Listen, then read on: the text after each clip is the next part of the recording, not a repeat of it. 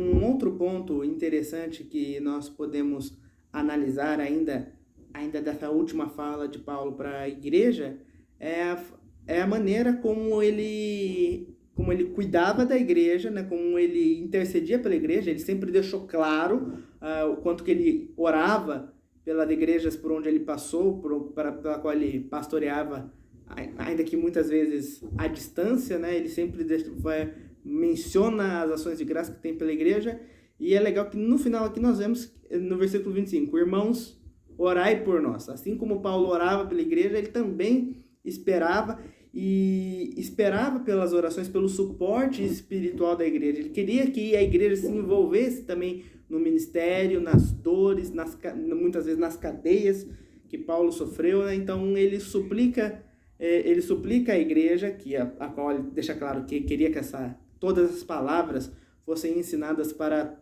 todos os irmãos, para todas as pessoas. Ele suplica então para que estivessem em oração por Paulo, né?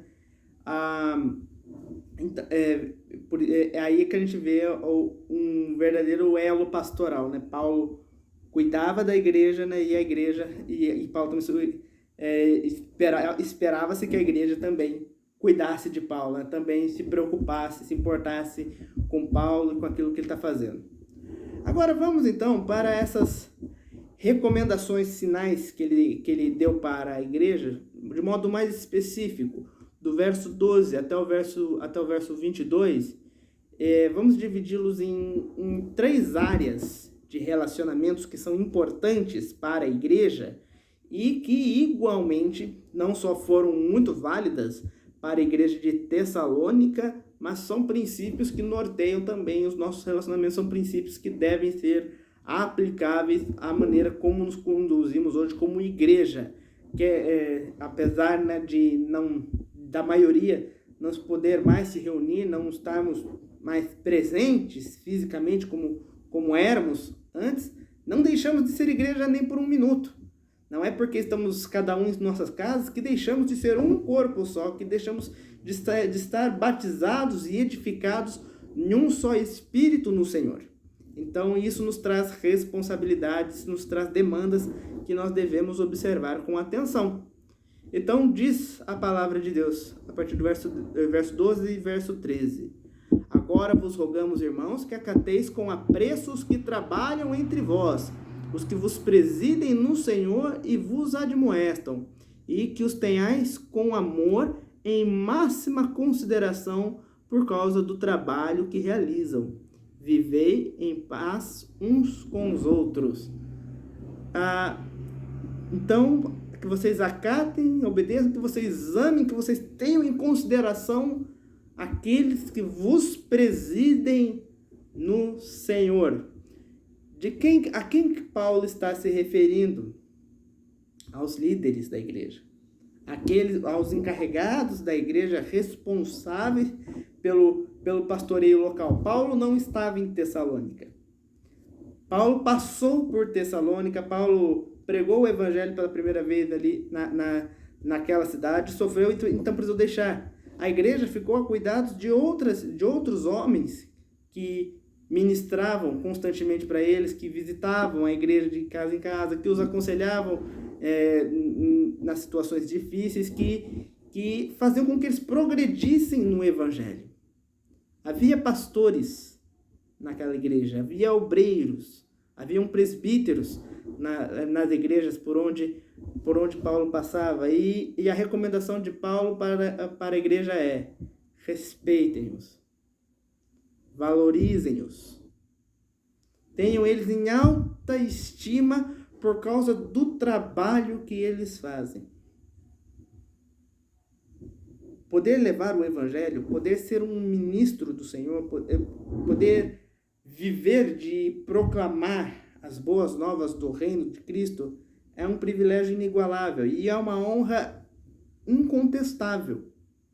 Poder ser um atalaia, poder ser alguém que proclame o reino, alguém capacitado para conduzir uma igreja a progredir e crescer no conhecimento, na fé e no temor a Cristo. Paulo queria trazer esse senso de responsabilidade, esse senso de comprometimento com os seus obreiros, com os seus, entre as ovelhas e os seus pastores. Então é muito importante que Paulo frise isso, e quanto que às vezes esse é um ponto deixado de lado hoje em dia, muitas vezes na ideia de que o que importa é a mensagem e não o mensageiro. Com toda razão. Eu não falo isso para prestigiar, para exaltar, para colocar ninguém em um pedestal de ouro.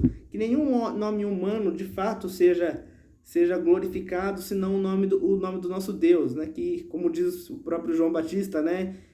Para que eu diminua e o nome dele cresça, né? Que se for necessário que meu nome se apague, mas que o nome de Cristo seja elevado, essa tem que ser a missão, essa tem que ser a ideia de todo homem de Deus, de todo homem consagrado ao serviço da proclamação do reino. Isso é fato, mas nem por isso, sabe? Nem por isso, não é por causa que valemos dessa humildade, né, que então podemos desrespeitar, desonrar ou até mesmo esquecer da importância daqueles que se dedicam para isso. Onde nós estaríamos se não fosse a vida desses homens e também de mulheres usados por Deus para nos anunciar e nos discipular no caminho do reino de Deus? Que nos mostrou o Evangelho no começo, que nos tomaram pela mão, que nos conduziram ao verdadeiro entendimento da palavra, e vivem tão somente para ganhar mais e mais vidas para Cristo. Então, é realmente um ofício nobre, é um ofício que merece a admiração pelo valor do seu trabalho.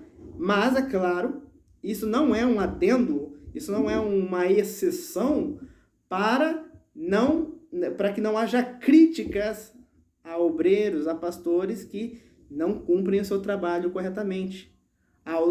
Isso não é um adendo para a gente fechar os olhos para os falsos profetas, só porque eles levam a alcunha de pastor, de apóstolo, de bispo ou de qualquer outro nome da moda que inventarem para eles. Então, é necessário que a gente tenha esse zelo, que a gente tenha o cuidado com a palavra. Todos aqueles que vivem para a proclamação do reino, é necessário termos todo o cuidado de que Cristo, e tão somente Cristo, seja a nossa mensagem, de que o Evangelho da cruz esteja sempre em nossos lábios, seja isso que nós sempre expliquemos e botamos como o ápice da nossa mensagem, porque não existe outra mensagem para ser pregada senão a mensagem da cruz. É dela que provém toda a sabedoria, é da cruz que provém todo o discernimento para a vida humana, para os cuidados que devemos ter no dia a dia, os cuidados no relacionamento. É a sabedoria que vem da cruz que nos anuncia a salvação, e que se fazemos isso diligentemente, então é claro que a igreja deve respeitar e honrar aqueles obreiros que se portam com diligência perante Deus, que cumprem cabalmente o trabalho que lhes foi encarregado pelo próprio Deus. Então, esperamos pela vinda de Cristo de forma diligente, nos santificamos, nos preparamos para esse reencontro tão esperado, vivendo como igreja hoje, vivendo como igreja santificada. E uma igreja santificada respeita aqueles que o presidem no Senhor, honra aqueles que o presidem no Senhor, por causa pela importância, pelo valor do trabalho que é poder se responsabilizar para levar a mensagem do Senhor para as demais pessoas.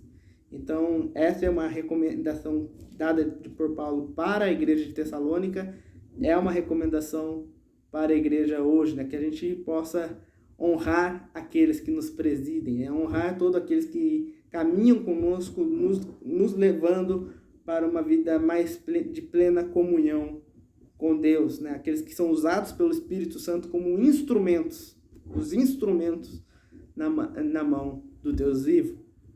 Então, Uma outra recomendação, aí algo um pouco mais corrente, que é falado com muito mais frequência, e até na própria carta de Tessalônica nós já tratamos disso. Vejamos a partir do verso 14. Exortamo-vos também, irmãos, a que admoesteis os insubmissos, consoleis os desanimados, ampareis os fracos, e sejais longânimos para com todos.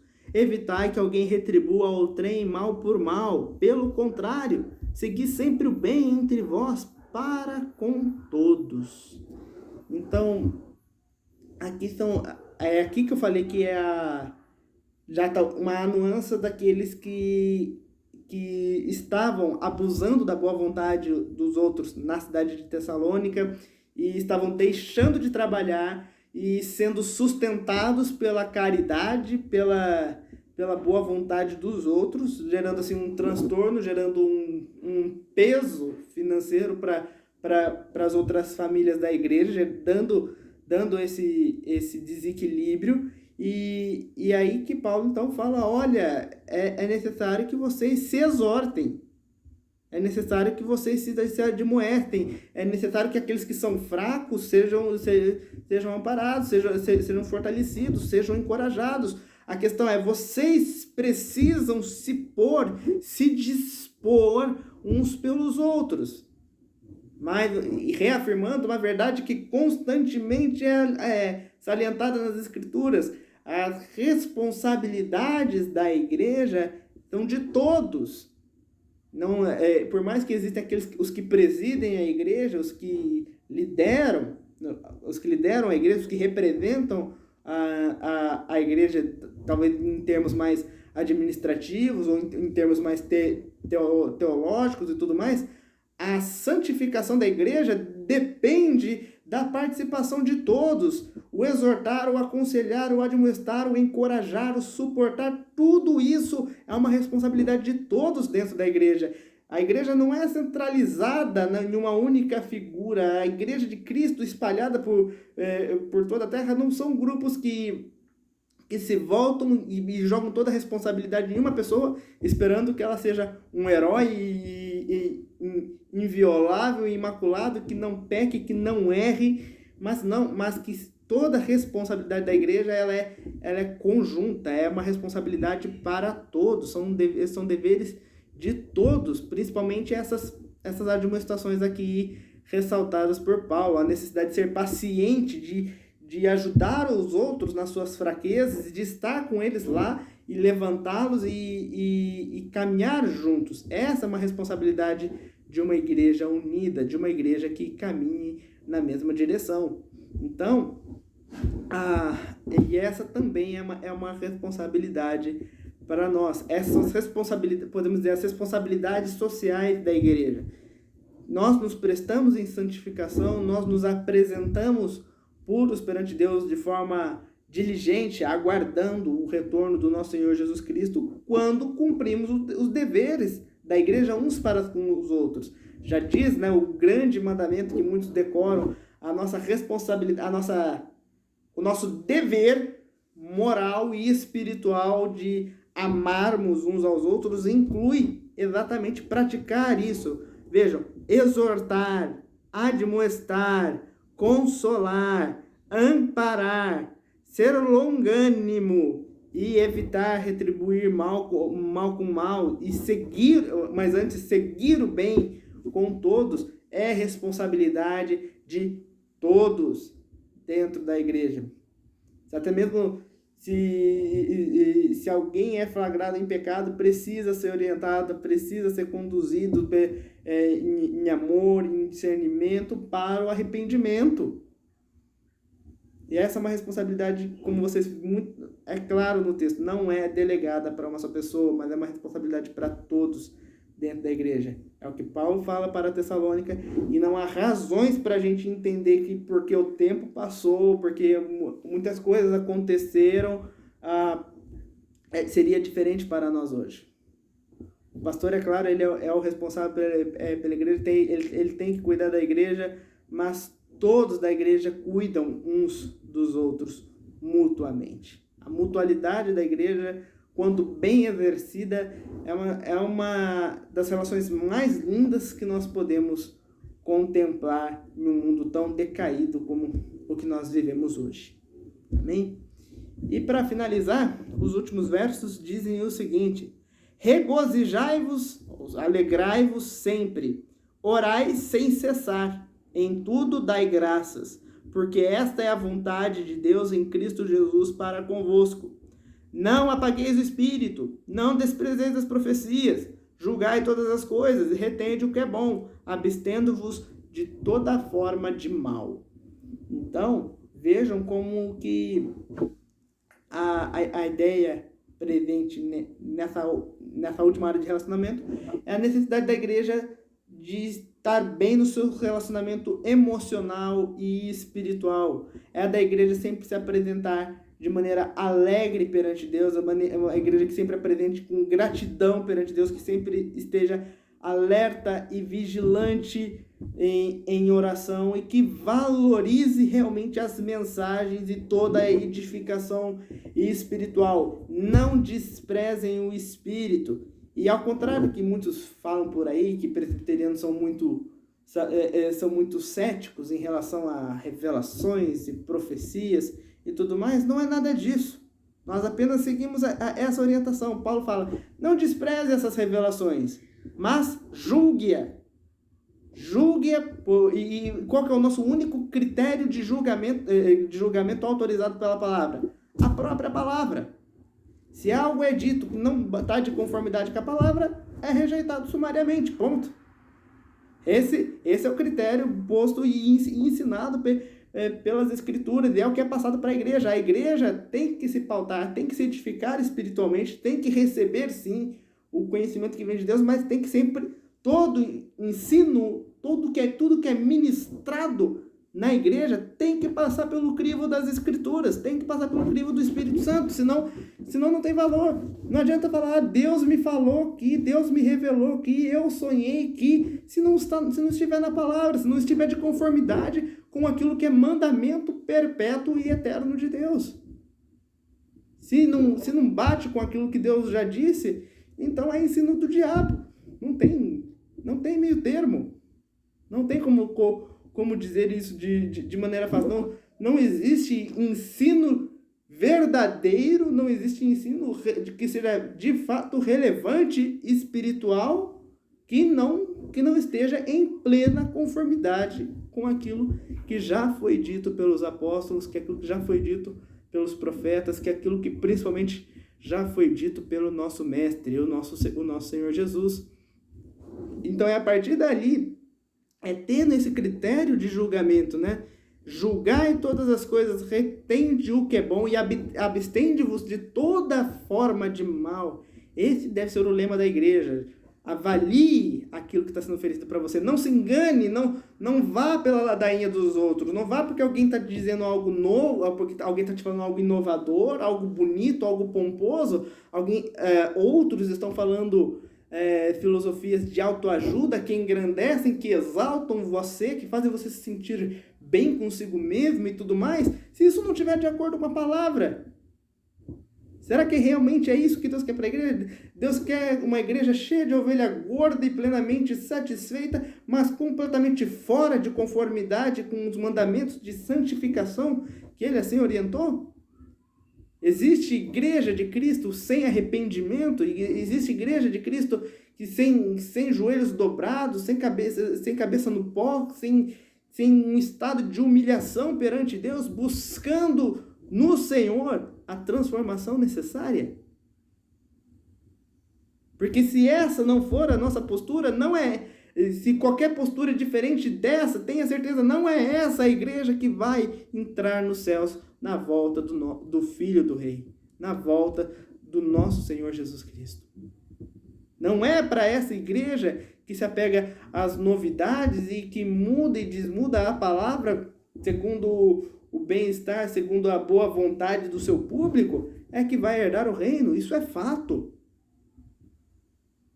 Deus é um só desde o início, desde antes que houvesse mundo, e a sua palavra é uma só desde o primeiro a palavra de Gênesis até o ponto final de Apocalipse, tudo a palavra de Deus é uma só, a mensagem é única. A esperança é uma só, e o que se espera da igreja também é apenas santidade, nada mais diferente disso. Então, olha o cuidado que a igreja tem para se expressar e buscar, de fato, a edificação espiritual de forma correta. E esse é um conselho muito válido, não só para Tessalônica, mas para nós hoje também. Ainda mais numa época que novidades e produtos diferenciados são postos para nós cada dia mais de diferentes formas, né? Então, são essas palavras que eu queria trazer para vocês. Com isso, nós encerramos a primeira carta de Paulo aos Tessalonicenses. Eu agradeço a Deus pela sua participação. Que Deus o abençoe. Soberano Deus, amado Pai, te louvo e te agradeço mais uma vez pela tua palavra que nos edifica, que nos orienta, que nos mostra o caminho do Senhor. Que no Senhor possamos andar, Pai, e viver uma vida digna de Ti e buscar glorificar o Teu nome cada vez mais, através das nossas atitudes, através do nosso comportamento. Guia-nos em santidade, guia-nos segundo o Teu querer. Abençoe essa semana para que nossos passos e tudo que fizermos sejam dirigidos pelo Senhor. Em nome de Jesus. Amém, Pai. Amém, irmãos. Quero lembrar vocês que terça-feira, 8 horas da noite, nós teremos a nossa live, nossa transmissão da reunião de oração, também aqui na página da Igreja Presbiteriana de Ivaiporã, no Facebook. E quero também notificá-los com muita alegria, mas também cautela, que nós, da Igreja Presbiteriana de Ivaiporã, retomamos as nossas atividades dominicais. Então agora nós temos, hoje nós já tivemos pela manhã às 9h30 a Escola Bíblica Dominical, e agora também às 7h30 teremos o culto solene lá na igreja. Vejam que a igreja ela foi adaptada, o número de lugares disponível foi drasticamente reduzido, os bancos tiveram seus lugares delimitados, tem álcool gel em todas as entradas da igreja, e também é obrigatório o uso de máscara durante o culto e, obviamente, evitar contato. Se você é do grupo de risco, ou se você está com algum sintoma gripal, ou febre, ou mal-estar que seja, por favor, permaneça em casa. Permaneça em casa é para o seu bem. Nós nos preocupamos com a saúde, nós queremos que a igreja esteja bem em todos os aspectos, então não podemos simplesmente sacrificar o físico se não tivermos essa condição. Ainda haverá a transmissão, a gravação das mensagens, igual eu fiz agora, todo domingo à noite. Também terá a transmissão da reunião de oração. É só os trabalhos de domingo que voltaram por enquanto. Então, mas se você está bem, e se você não é do grupo de risco, e você gostaria de participar conosco, seria uma alegria recebê-lo na nossa igreja, Igreja Presbiteriana de Ivaiporã, Avenida Tancredo Neves, número 159, no centro de Ivaiporã. Então, é isso que eu queria deixar para vocês. Uma ótima semana a todos. Que Deus os abençoe.